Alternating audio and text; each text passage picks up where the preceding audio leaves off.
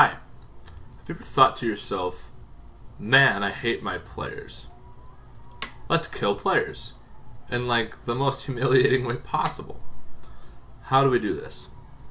Let's cross a lizard, like a little baby dragon, a bat, and a chicken.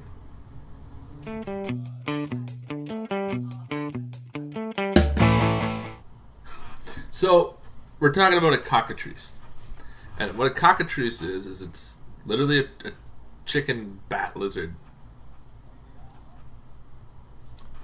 Doesn't sound that scary.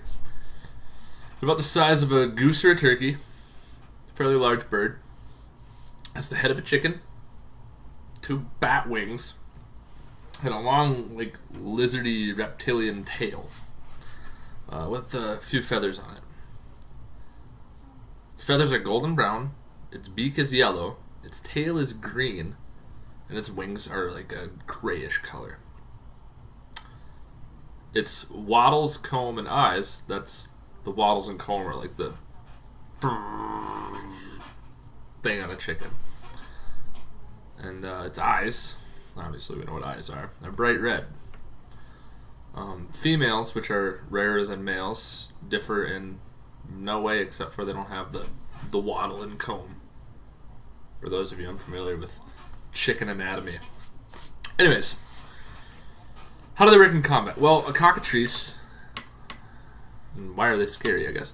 A cockatrice fiercely attacks anything human or otherwise, or whatever it thinks it's going to be a threat to it. Very defensive. When they attack, they will attempt to grapple the foe. Which basically means they're going to roll to hit an AC of only dexterity, essentially. They're going to peck. They're going to touch. They're aiming for flesh specifically. And when they touch the flesh, the victim turns to stone. Like literally petrified stone. Nothing. And when you encounter a flock of cockatrices, or cockatrice, not really sure on that one, they will basically swarm and peck and try to find some opening, sometimes right in the face. Now, this works through clothing and leather, fabric. The only thing it does not work through is metal armor. So if you were like head to toe in like full plate mail. Not field plate would maybe work too, but like normal plate mail, there's rings and there are gaps in that. Doesn't work. Their touch extends into the ethereal plane, which we'll talk about that. If you're DMing, and as a player, you shouldn't really know what an ethereal plane is until you've experienced it in game. The cockatrice is aware of the limits of its powers, and natural selection has taught it over time. It has an instinct to peck at exposed flesh. If large areas are exposed, say it's a wizard or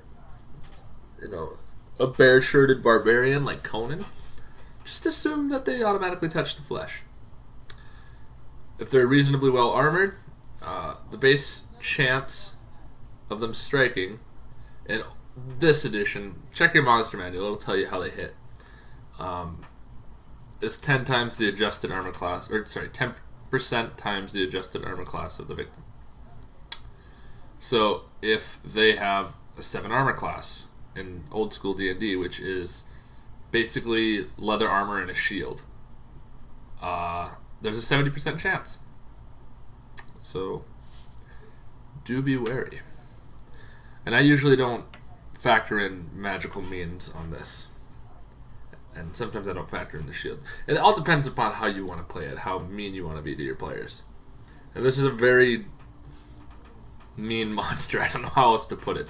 This is something where if you're going to put it in a dungeon, at least have a sort of wish spell afterwards or nearby, so that the players that live through the encounter are capable of wishing their friends back to life, essentially.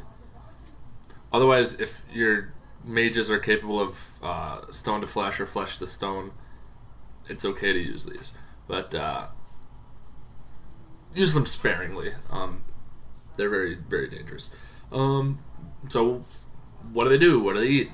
How do they do stuff? They're immune to their own petrification and others of its kind.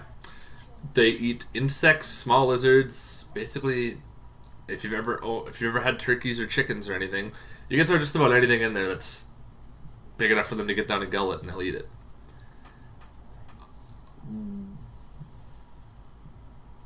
They have the power to toggle off the petrification.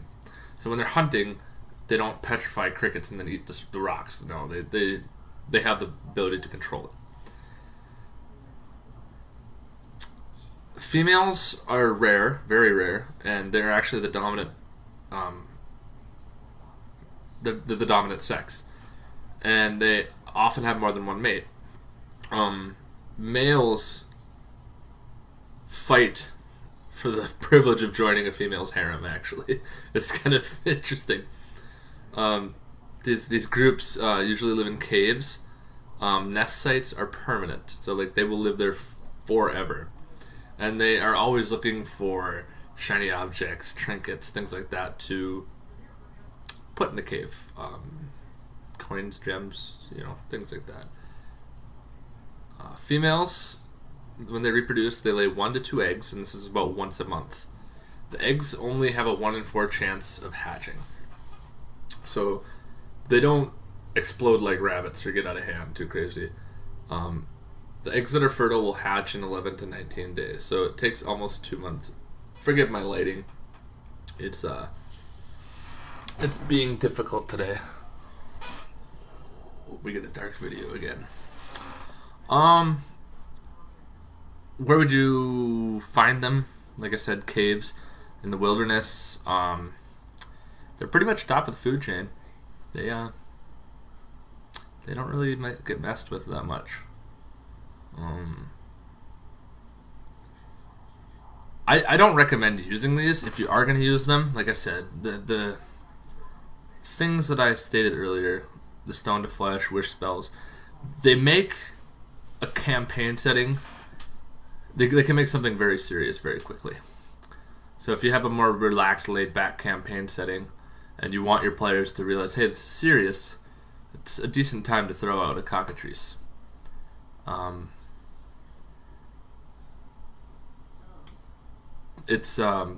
guess wizards might be looking for them because you can use their tail feathers and stuff as quills to write on magical scrolls. It's a lot of spell components and stuff. They can be sought out as eggs or live specimens for pets or guardians or things like that by crazy people, I guess. But the second thing I wanted to talk about was there is a secondary type of Cockatrice. And this is if you're feeling especially super mean to your players. It's called a Pyrolist. And it is virtually identical to a Cockatrice, except for it has a single, red feather in its tail and a reddish cast on its wings. Instead of gray, it has a slight reddish tint, and then that red tail feather. And if you have players who have encountered Cockatrice and they're kind of figured it out or whatever, and you still want it to be a challenge, now's the time to use a Pyrolist. Whereas the Cockatrice is motivated by instinct alone, Pyrolists are actually intelligent. Not very, but they have intelligence. They have somewhat of sentience. They have an intelligence of like 5, I think, which is way above animal intelligence. And they love to spread mayhem. Chaos is kind of what they're all about. They like to just cause disorder and nastiness, and they're gross. Now, how they work is they have a gaze attack. Now, we haven't talked about gaze attacks yet. We did initially a little bit with vampires, and the idea is that if you make eye contact, even if just in passing, like if you just happen to look at it, just that players can try to avoid it, say I'm not going to look at it, but there's usually a decent chance that if they are surprised by these, that one person's going to get gaze attacked. And what does their gaze attack do? Well, To put it lightly, you spontaneously combust in a painful, agonizing death while your body is burnt down to bone from the inside out and outside in at the same time. Dying in agony. Because that's not putting it lightly. If the save is made, which you do get a saving throw, it's a saving throw versus death magic. You're burnt for, depending upon addition, die 12 or somewhere in there of damage. Any creature within 30 feet innately or magically immune to fire will not be affected by the gaze. So if you're like a fire genasi or anything like that, fire elemental, fire giant, anything like that, don't even care. And if you make your saving throw, you're immune to that particular Pyrolist. So do keep that in mind. They have a few abilities as well.